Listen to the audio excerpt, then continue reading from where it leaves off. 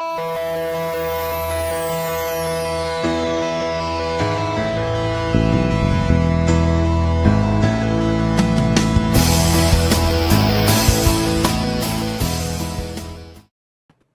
afternoon and welcome to Q Questions, where each week we pull back the curtain on Q, one of the most powerful trial presentation platforms in the legal world. I'm Gene, your host, and joining me here every week is Rob, OnQ's Director of User Development and all-around OnQ guru, if you will.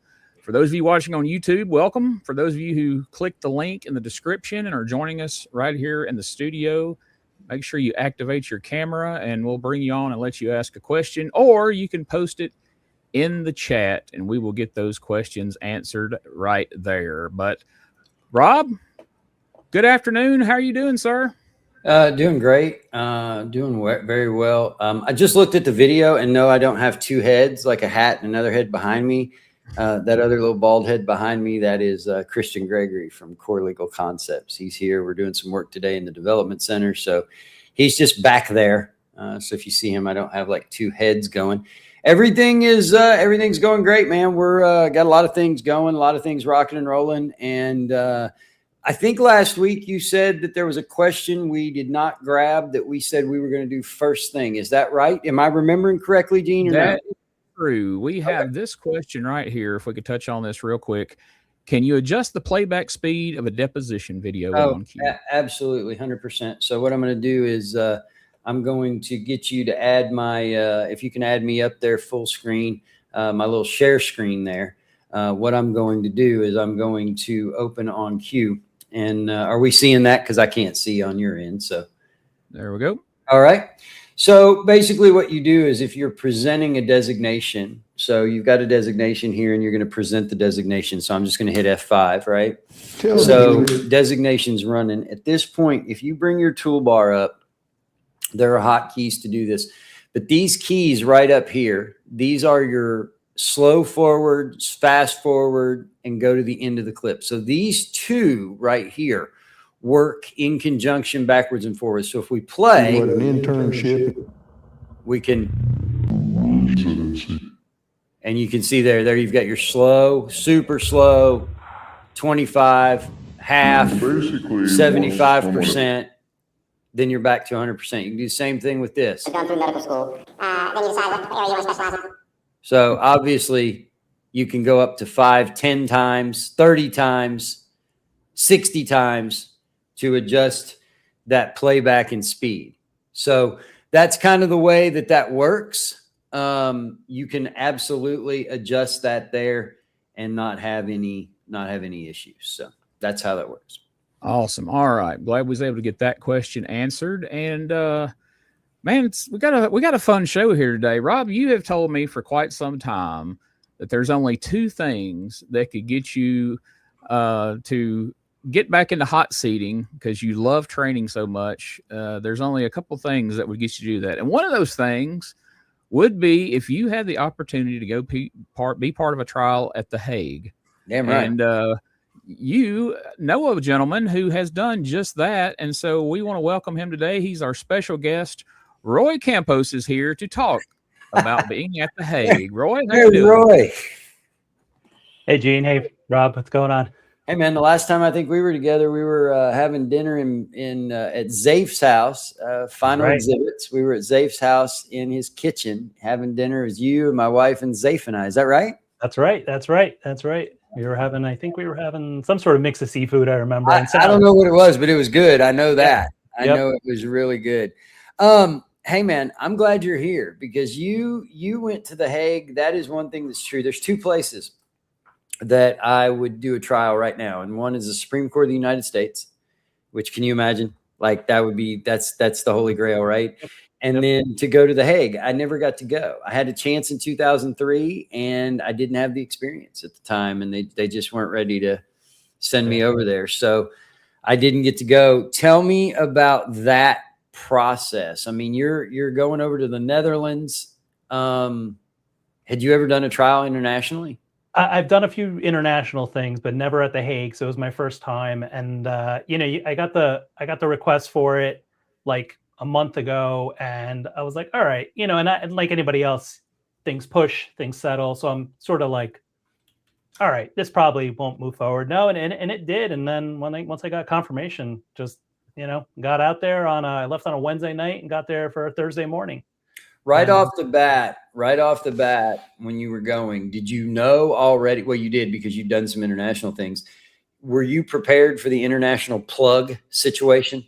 I was, yeah, because I had done a few things, and there's a lot of people that watch the show that they've never done anything international. They've never been asked to, so that could be a definite scary thing when it first starts. Talk about that plug situation. You definitely want to find out which kind it has. Now this is EU, so it has sort of like the two barrel jack versus like UK or any of the other ones. And then obviously you want to make sure your power packs. Read the back of your power pack so that it can make sure that the input can accept a 220 volt, power output. Cause it's, and you just bring a bunch, basically just I brought like, half a dozen, and I would cause I leave power packs sort of in the hearing room, in the breakout room. And, I keep one everywhere just to, How long were you there? I was there for 10 days from the 10th to the 20th. It was a one week arbitration. So, I was there for, war room time, and then Monday through Friday. So did you get a chance to go to Amsterdam while you were there? I did not. No, I flew in, but I did not have a chance to get out there. I was trying, but I just couldn't make it work. And then also the thing about the Hague too, like I saw some of the city, but we were in court like 9 to 5:30, 9 to 6 some days. And like that city, everything is open from 10 to 5. And like, so by the time we got out, like there was nothing, the town, the only thing that stays open are restaurants and bars. So it's, but it was a really beautiful place to be in. So most of us only know, well, those of us that are in the business, we know what the Hague is, but a lot of people only know it from James Bond, or you've seen it on the news or something like that. What does it actually, and I think Gene has a picture of what the Hague looks like, but what does it actually feel and look like when you're walking into that building on day one? Is it pretty intimidating? It certainly is. Like I did a walk the day before we were starting, just to get a better idea of like what I was getting myself into. And it really has some gravitas. And so like these are just some photos I took there, and it really has some weight to it when you're walking in. You go through security like any other courthouse. But when you come, what is that? What is that right there? Is that Lady Justice? When you first walk in through the doors, there's a staircase that goes up, and then this is at the sort of the mid-level of the staircase there, and that's just stained glass, and you just is that a statue of Lady Justice there? I think so. I'm not sure. I don't want to say I can't say it is, but it's this is how we would go up these stairs to go up to our hearing room. And fun fact, like that, none of this is air conditioned, by the way. So what? The place is not air conditioned at all. Go back to that picture. Look at that picture we were just on. So this picture here is special in the sense, those open windows, that was our hearing room. And they would open those windows in the morning just to get sort of the airflow in. And we did pretty good. Like 4 out of 5 days, it wasn't too bad in there because the temperature was in the mid 60s. That last day, it was 80 degrees in The Hague. And that room was 90 degrees. Like that was not, and they have fans and everything. They set up some stuff to kind of circulate there, but does not cool down at all. Now look at this picture right here. Look at all that marble work, dude. That is beautiful. It really is gorgeous. It really is. Like you can look in every little corner and there's something to see. There's artifacts and statues and sort of gifts that other countries have given to the Peace Palace. And have donated it, and they put them out to sort of display. And again, it's just every corner has something to photograph or something to look at. Really. Now, I read that they sometimes translate up to 4 simultaneous languages in this courtroom. What is the logistical reality of working in a room where everybody's listening to different audio feeds? So, I mean, in my hearing, we didn't have any of that. Everybody spoke English in my hearing. So we didn't have any of that at all. I have done others where that is and you have the sort of the ear cup and they're doing it in real time. Mm-hmm. So it is doable. Obviously it helps if you speak some of these languages. So certainly There were a couple of people that spoke Spanish or spoke Dutch that were there as well, but for the most part, official business language is English, and everybody that worked the palace really spoke. Holy cow! Look at that. Yeah, so that we weren't in that room. We were in a different room. Oh, you didn't get to work in that room. This is the room that this is the room that you walk into and you really feel like the vibe. The vibe just hits you. And it really is remarkable. You just walk in there and you feel, that stuff went, like, real things happened in that room. Well, the criminal tribunal of Slobodan Milosevic, the former Yugoslavia, happened in that room. So yeah, that's you really do feel for it. And what you don't see, I mean, you see the stained glass behind it, but there's stained glass windows to the right. There's a mural to the left. I mean, it really is like the weight of the room hits just pours over you. If you had to describe international law, now that have dealt with it, if you had to describe international law in 3 words, what would they be? I would say streamlined, because there are no directs. There's no directs. So everything is just on the papers, and then you do the crosses. So it really helped move it along much, much faster. Deadlines. So, they are very particular about, just making sure things are running on time. Everything was timed. Everything had a clock. So, they are trying to stay on schedule. And we really had to crunch a lot to finish up on Friday as well. And then I'll say formality. Very big on formality. They expect you to be prim and proper. They expect you, I wore suits, everybody's wearing suits the entire time. They let it, because it was so hot, they let us take off our jackets. I'll say that. What was that question you got, Gene? I think you had it where you could pop it up. What was that question you got? Yes. So, you got it from somebody about the bathroom situation at the Hague. They said we definitely should ask you about this. So yeah, so it is a unisex bathroom. I will say this: you kind of go down this tunnel, and then there are the urinals on the one side. But if you need the other stuff, it's on the other. It's with you're with the ladies, and then you share the sinks, and then they're not into like disposables. So like your paper towel dispenser, sort of, you pull it, you use it, and then it recycles into itself, and the next person pulls the next dry section off. So that was fascinating too, because Jason Benzie said that it was always wet and gross. Yeah. There was always sort of a piece that you pull off, and you're like, oh, that was still wet from the last person. So yeah, it's one of those things that I'm like, okay. But yeah, it was remarkable. It really was. It was incredible to just be there. The vibe, the feeling of the city. Just like I said, most places don't have air conditioning. Our hotel did, thankfully, but like the Peace Palace didn't. We went out for a drink afterwards. The bar did not have air conditioning at all. They're not used to that. No, they just open windows. I mean, they just open windows, and hopefully you can get a pass-through breeze. I mean, that's most of Europe too, though. I mean, you just and again, it was we fared pretty well because it was in the mid 60s, hit 70s maybe at peak time, but yeah, the last few days it got a little rough. Well, the converse is true if it gets cold, right? If it gets cold, then you're bundled up. I mean, That's what it is. That's exactly right. That's what it is. I mean, hopefully there's a fireplace or something like that where you can start something small to heat the place. But yeah, it was surreal to be there. The city itself is filled with like embassies and governments, so it's kind of it's a quiet city. It's nothing like Amsterdam. Well, it's the to compare it, it's the Washington D.C. of the Netherlands. It's the government center of the Netherlands. Correct. There's a little bit more going on in D.C., I want to say. Right. But yes, you are 100% correct. That's how it kind of plays out there. Gene, you had something. Go ahead. Yeah, I wanted to ask. He was about to go into this, Roy, earlier, and I put a picture up, and we went a different direction. But tell us about the security getting into this place, because I understand it's not like you come there a couple of days, and on the third day they're like, "Come on in." Like it's pretty rigid, right? So you have to, they put your name on a list, obviously, and then you got to bring your passport. They'll give you a badge. The Peace Palace itself also has like a guest center, which a small sort of like tour center. So they kind of divvy, there's two ways to get in. There's the tour side and then there's the official side. We were going in through the official side. Once they review your passport, they link it to like sort of your badge.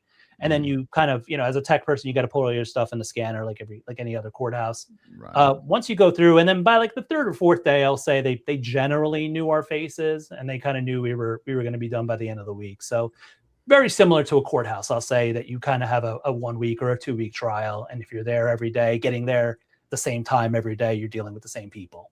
If you have any questions for Roy, if you have any questions about international law and actually as a trial tech, as a hot seater going over there and things to look out for, pitfalls like that, go ahead, put them in the comments. For those of you watching on YouTube, we can definitely answer those live. And if you have any questions for Q Questions, we'll be glad to answer. Let me ask you what is very important to me, and that is I try to check with as many people as I can, especially in cases like this. How did On Q perform for you? How are you doing? And how are you liking the new updates and everything we've done so far?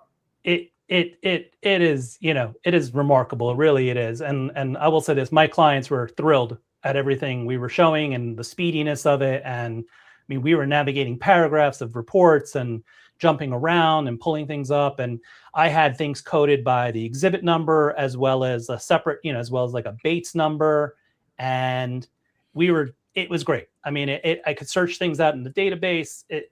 I can't say enough good things. Actually, the big highlight was we dealt with a map situation where they had scanned like the top portion of a map and then the bottom portion of a map. So there's a break in the middle of the map. And of course, what we have to talk about is right where the break. Right in the break. So it was nice to be able to do like the rubber band zoom where you can put the two pieces together and then we were able to see the whole thing. So that was that made it shine. Like that really made it for everybody. So is there anything that if somebody came to you right now, I'm not going to hold you up or anything else on this. You've been very gracious with your time. Is there anything that you would say if I came to you right now and I said, hey, Roy, I just got called to do an international case. Now, whether that's Amsterdam, whether it's, wherever, is there one thing that you would say, you got to know this? Above all things, you got to know this. You can maybe forget some cords and find some. You can maybe forget your deodorant. You can find that. But you must have these things. Otherwise, you're going to get caught with your proverbial pants down. Certainly the adapters always bring extra, bring the power converters. You don't need a step down. You don't need this. I find you typically do not need to like step it down from 220 to 120. But you do need the converters. Most of the tech stuff that we have nowadays, it all kind of works in that sense. I would say bring a sort of one of the screen filters, the sort of blackout filters, privacy screen. So that way you don't know sort of the setup that you're going to be in, if anybody's sitting behind you or anything like that, if the other side. Well, you bring up a good point. You just segued. Michelle asks, what are the tech similarities and differences versus courtrooms in the U.S.? Great question. So we were in an arbitration room. They kind of did the horseshoe for us. They had set it up in the horseshoe where the tribunal was on the one at the top, at the head of the horseshoe, and then we were opposite each other. So my whole team was behind me. It didn't really matter. I mean, looking at that one room, it's obvious that you're on either one side or the other. So the room is wide rather than deep versus, in comparison to like a U.S. courtroom that you walk in and then, the focal point is the judge. So it's very, very kind of more, I'll say round table-ish, so to speak, versus just, head of the table. What about, did you get to see any of the actual, because when they do the big cases, that's going to be in that big with the full tribunal up at the table and going from there. Did you find that it was though let's talk about the legalese. Was the legalese the same? Was the flow the same? I know you said there wasn't a direct, so there's not a direct, a cross, a redirect, recross. Is the flow though the same? The way evidence comes in, pre-marking, things like that? Yes, correct. Entirely correct. It's all generally the same, so to speak. You are sort of going to, because the direct is on paper, that's what you're going to all the time. So it's in your best interest to kind of have that witness statement or report sort of set up, because that's a direct. So you're doing a lot of notebooks. Exactly. You're doing a lot of notebooks and you're crossing on those reports, because that's what you're trying to do. You're trying to, test credibility of the report instead of what just got testified to. Would you compare it more to an ITC hearing versus an American traditional hearing? Yeah, more of an ITC matter. Yeah. ITC, I've seen a couple of things where now they do it on the books, especially like the expert reports. They've been doing a lot of stuff on the books. Yeah. So it's definitely a little bit more like the ITC in that sense. And I'll say that it's a little bit more like streamlined, because it's cross, minimal redirect. Sometimes they'll do it's called a mini direct, where they allow, particularly for the experts, they'll allow them to correct anything in their expert report that they may have gotten wrong, as well as, give sort of like a small sort of, preview of what's in the report, just kind of rehash their opinion and kind of get that on. And then you go into cross, and that's sort of where the heavy lifting is done, is really on the crosses. Thank you so much for coming today. You have one of the easiest email addresses in the world to remember, and I'm going to give it out, because if you're watching this, I know a lot of people, we've got people that watch it live, and then we have people who they'll come back and watch it later. Like you come back and watch the show later. Oh, yeah. You're very around live. I caught this last week while I was riding a bike at The Hague, right, going down the beach, and I was listening to you guys. I have been watched at The Hague. Look at that. See, so I'm getting to my goal. Seriously, man, thank you so much. If anybody has a question for Roy, and it was one I didn't think to ask or we didn't think of, you can contact him. It's really easy. Roy@ontherecord.com. You're going on therecord.com, and it's Roy. And I don't have to spell that. It's the common spelling. Right? It's the common spelling. I think that Roy knows the story of me legally changing my name one time, don't you, Roy? I do. He's very aware of the story. I changed my name to Roy G. Biv legally one time, and then changed it back because it was kind of idiotic. But anyway, Roy, thank you so much for coming on with us today, man. I appreciate you. Hope to have you back someday, and thank you for all the work you do in this industry. Folks, I've known Roy a long time. Roy is one of my favorite people. He's just a great hang. If you ever get a chance and you're in a city and you're doing a trial and you see that Roy's across from you, reach out to him. He is not stingy with information. He's not stingy to help. He's always there to help people in the industry, and he's been with OnQ a long time. So I love Roy, and we have a mutual friends affair, Zaif Mustafa, for those of you who would refer to him as that, who does doneby5.com, which is the final exhibit software, best exhibit stickering tool on the planet, hands down. There's nothing better. And I know that we do exhibit stickers at OnQ, but we don't do what Final Exhibits does. I'll just tell you that. It's always good to have both of those in your tool belt. Anything else, Gene? If not, take us home. I think that's going to be about it. I do want to say, hey, make sure if you haven't yet, join the community, community.onqtech.com. We'd love to have you there and continue the discussion there at the community. Again, if you have questions, feel free to, if you're watching this after the live show, you can leave them in the comments or you can send them in, or again, join the community. We'd love to have you, and we'd love to have you here with us every Wednesday at noon right here on Q Questions. And we will see you next Wednesday for another edition. And once again, thank you, Roy, for joining us. That was great. And if you have something interesting to share that you think would benefit everybody, please reach out. We'd love to have you on the show to have you tell us about that experience. But until next time, we'll see you again next week right here on Q Questions.